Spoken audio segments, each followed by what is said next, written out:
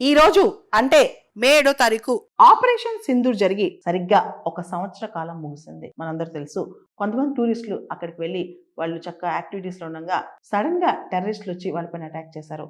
26 మంది టూరిస్టులను కాల్చి చంపారు. ముఖ్యంగా మేల్స్ ని టార్గెట్ చేశారనమాట.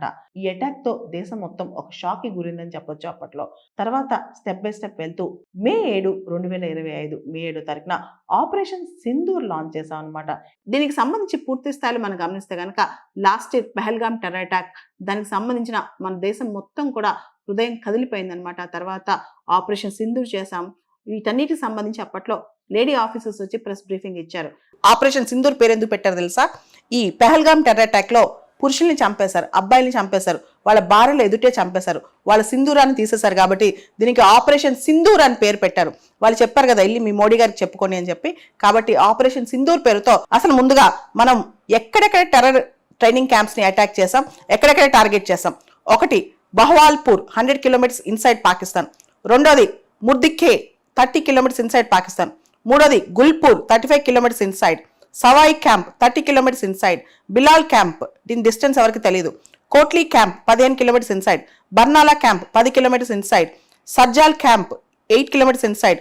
Mehmuna camp 15 kilometres inside. ఇట్లా ప్రాపర్గా ప్రిసైజ్గా ఎవరిని హిట్ చేయాలో అక్కడే హిట్ చేసాం.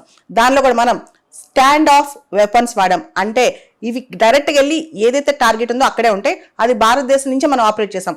వాళ్ళ దేశంలోకి మన సైన్యాన్ని పంపించలా. ఇక్కడ ఈ స్ట్రైక్స్ యొక్క స్పెషాలిటీ ఏంటంటే ఇవి చాలా ప్రిసిషన్ స్ట్రైక్స్ అనమాట. చాలా సూక్ష్మంగా జాగ్రత్తగా వెళ్ళిన ప్రిసిషన్ మరియు సర్జికల్ స్ట్రైక్స్. ఎవరు మన ఆర్మీ, నేవీ, ఎయిర్ ఫోర్స్ ముగ్గురు కోఆర్డినేషన్తో చేశారంట. నీట్గా ప్లాన్ చేసుకుని వాళ్ళ టెరిటరీలోకి వెళ్లకుండా వాళ్ళ మిలిటరీ వాళ్ళని కానీ వాళ్ళ సివిలియన్స్ కానీ ఎవరిని అటాక్ చేయకుండా ఓన్లీ టెర్రర్ క్యాంప్స్, టెర్రర్ హైడౌట్స్ మీదే అటాక్ చేశారు. ఆ తర్వాత కొట్లీ ట్రైనింగ్ క్యాంపు దీన్ని కూడా మనం అటాక్ చేసాం.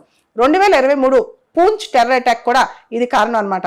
ఇక్కడి నుంచే హిజ్బుల్లా, ముజాహిదీన్ గ్రూప్స్ వాళ్ళు వీళ్ళందరూ కూడా జమ్మూ కాశ్మీర్ రీజియన్లోకి ఇన్ఫిల్ట్రేట్ అవుతూ ఉంటారంట. వీళ్ళు జమ్మూలో చాలా అటాక్స్ కి కారణం అంట. ఈ కొట్లీ క్యాంప్ వాళ్ళే జమ్మూలో జరిగిన చాలా టెర్రర్ అటాక్స్ కారణం అయ్యారంట. మొహమ్మద్ ఇర్ఫాన్ ఖాన్ తండా ఇతను అక్కడ చాలా నోటోరియస్ టెర్రరిస్ట్ అనమాట. ఈ ఫెసిలిటీ కొట్లీ క్యాంప్ రన్ చేసేది అతనే అనమాట. ఇతను 26 జనవరి 1995 26 జనవరిలో మౌలానా ఆజాద్ స్టేడియం జమ్మూలో ఒక పెద్ద బ్లాస్ట్ జరిగింది. దానికి కారణం మొహమ్మద్ ఇర్ఫాన్ ఖాన్ తండా. ఇతను ఈ కొట్లీ క్యాంప్ నుంచి ఆపరేట్ చేస్తూ ఉంటాడు అనమాట. ఆ తర్వాత బర్నాలా క్యాంప్ దీనిలో లష్కర్ ఈ తోయిబా టెర్రరిస్టులు ట్రైనింగ్ క్యాంప్ అనమాట ఇది. ఈ బర్నాలా క్యాంప్ లో ప్రత్యేకంగా ఇండియాలోకి టెర్రరిస్టులు ఇన్ఫిల్ట్రేట్ చేసే విధంగా ట్రైనింగ్ ఇస్తారు. యావరేజ్ న 40 నుంచి 50 టెర్రరిస్టులు ఈ బర్నాలా క్యాంప్ లో ఉండి మొత్తం టెర్రర్ యాక్టివిటీస్ ని సూపర్వైజ్ చేస్తూ ఉంటారు అనమాట. ఇండియా ఎటువంటి వాళ్ళ సివిలియన్ క్యాంప్స్ కానీ మిలిటరీ వాళ్ళని కానీ ఎవరిని టచ్ చేయాల, కేవలం టెర్రరిస్ట్ క్యాంప్స్ మీదే ప్రిసిషన్ స్ట్రైక్స్ చేసిందనమాట. మెయిన్ గా ఈ 9 టెర్రర్ హైడౌట్స్ భారత వ్యతిరేక కార్యకలాపాలకు సెంటర్స్ అనమాట. ఇండియా ప్లాన్ చేసి సమాచారం సేకరించి వీటిని హిట్ చేసిందనమాట. అదే ఆపరేషన్ సింధూర్ అనమాట.